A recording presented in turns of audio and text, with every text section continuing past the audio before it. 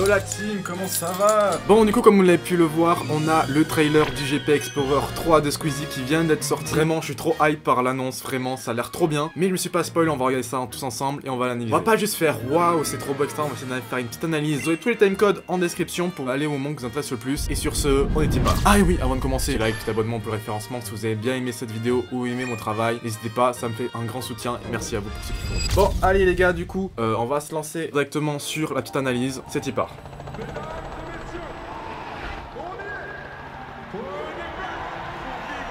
Putain, ça quand même, travail de 3D, c'est magnifique.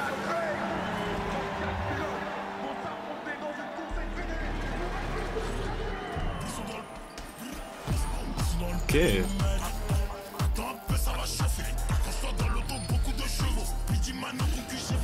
Ah, c'est stylé de fou les gars, quand même, c'est grave chaud. Ok.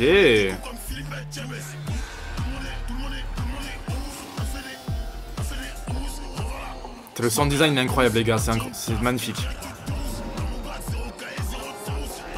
Putain, encore de la 3D.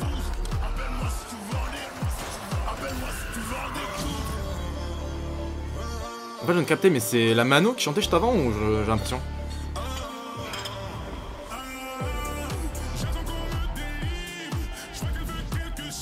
Non, là c'est clean les gars. On dirait du maître Gims à l'ancienne quoi.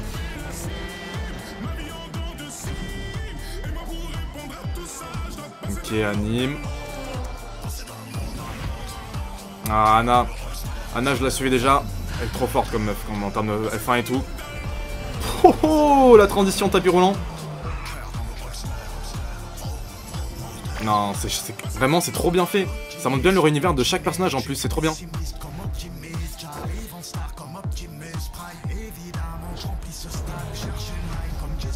Ah, les transitions. Il y a SH en fond en plus maintenant.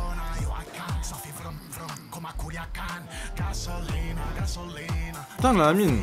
J'ai oublié qu'il était là. C'est un moment qu'on l'a pas vu lui aussi.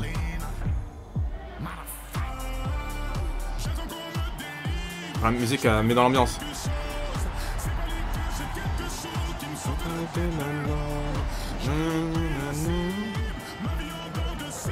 La patrouille de France. Oh là là là là, c'est clean de malade les gars, c'est masterclass. Vraiment, c'est grave clean. Bon du coup les gars, là on va s'intéresser un peu plus sur la musique. Du coup on va se relancer vite fait le trailer et on va essayer d'analyser la musique. Non, j'aime bien le côté que ça fait paf, paf au moment que Billy tape dans le punching ball. Toi, ça montre que c'est impactant, on se lance dans le projet. Là, on y va. Là, ça, c'est très intéressant.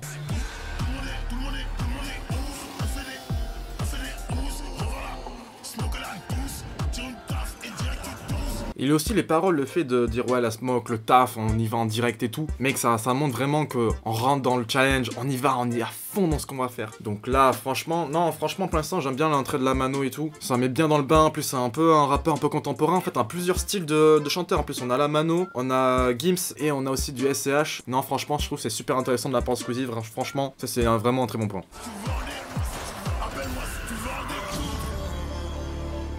Et là, petite transition, bam, Gims rentre dans le bain. Bon, je chante super mal, mais vous avez capté. Passer un mode à l'autre. Et aussi, il a un peu le côté un peu en vibes dans la musique. Mais en fait, t'as vraiment l'impression que t'as envie de conduire. Enfin, t'as déjà le mot vroom, etc. Le rythme fait boum, boum. T'as l'impression que c'est un son qui fait pour conduire, toi, qui fait pour rouler. C'est un son que toi, tu mets dans la voiture, t'es là avec tes potes et tout. Toi, t'es trop chill. Non, franchement, t'as une vraie vibes. Moteur.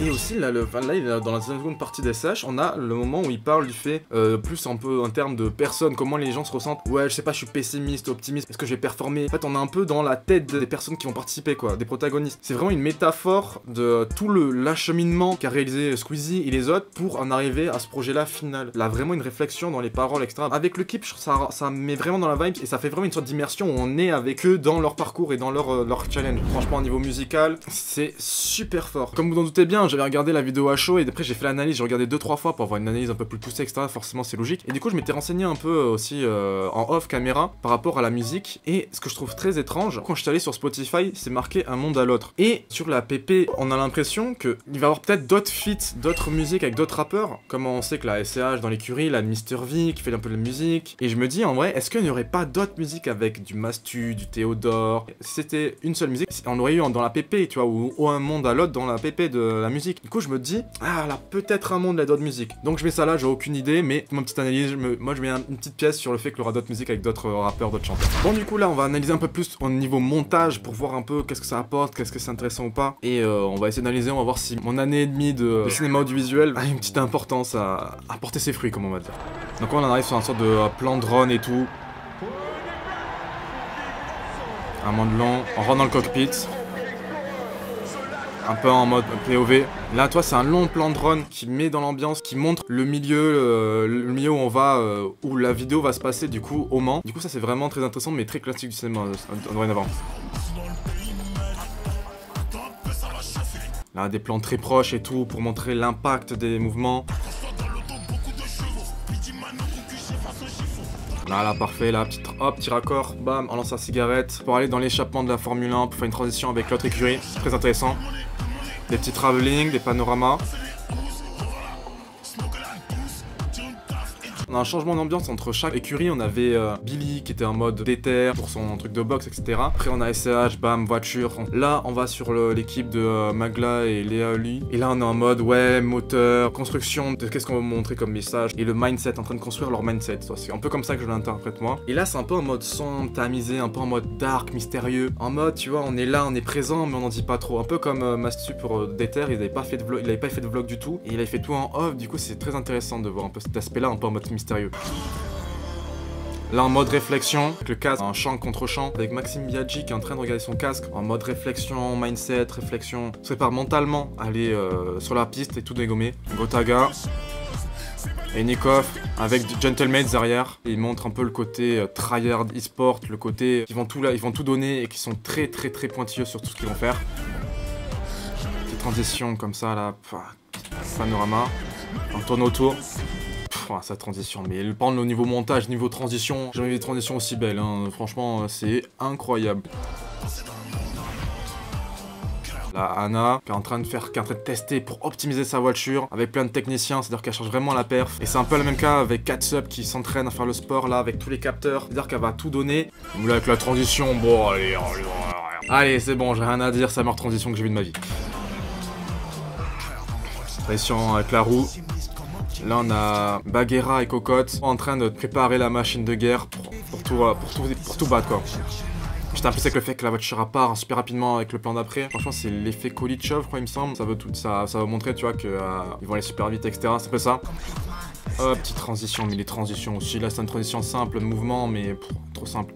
Mr V sur le canapé en mode un peu mafieux. Hein, on dirait un peu des barons de la drogue en vrai. Hein. Ouais, c'est ça. Après, là, si on regarde un peu plus le garage, toi, là, le petit studio, la petite canapé, etc. Tu sens qu'ils sont posés. Là, les disques d'or, là-bas, les disques de musique, mais ça, on en parle juste un peu après dans les easter eggs. Amine, Squeezie. Petit tracking sur le ballon avec la voiture Netflix. Garage simple, épuré. On dirait deux amis qui sont là pour s'amuser et avant tout passer un bon moment. Ça, c'est très intéressant aussi. Là on a un travelling arrière, puis un plan drone, montrer toutes les voitures, et finir avec un point POV au-dessus, comme si le départ de F1, avec la patrouille de France qui passe au-dessus. Non franchement, très bon trailer, franchement très bon.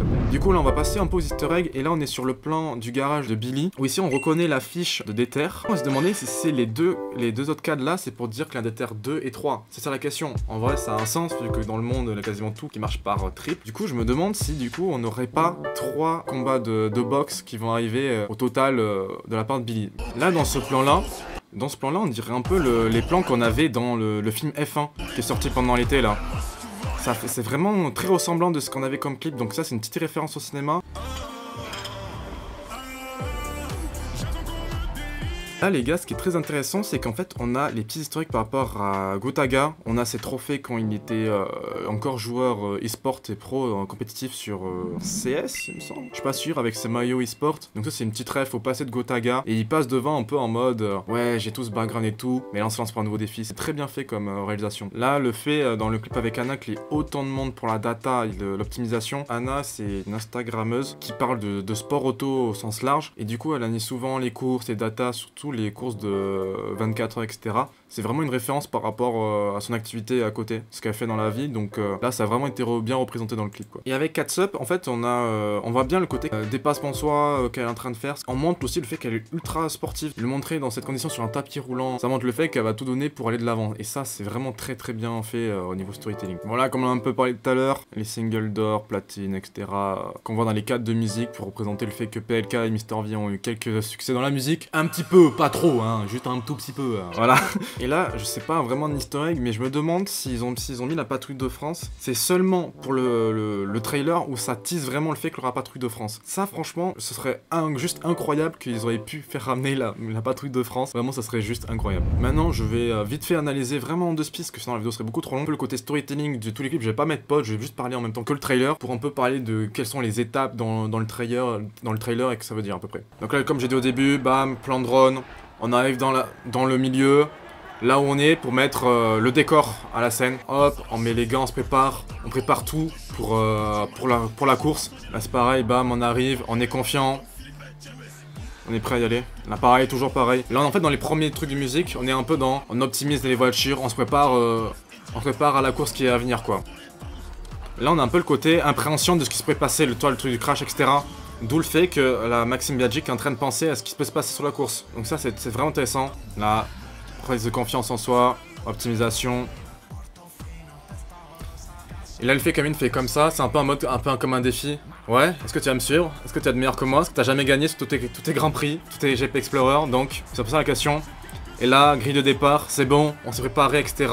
On est prêt à lancer le départ, patrouille de défense qui passe. Et bam, on a le bip bip des départs de la course. Bip.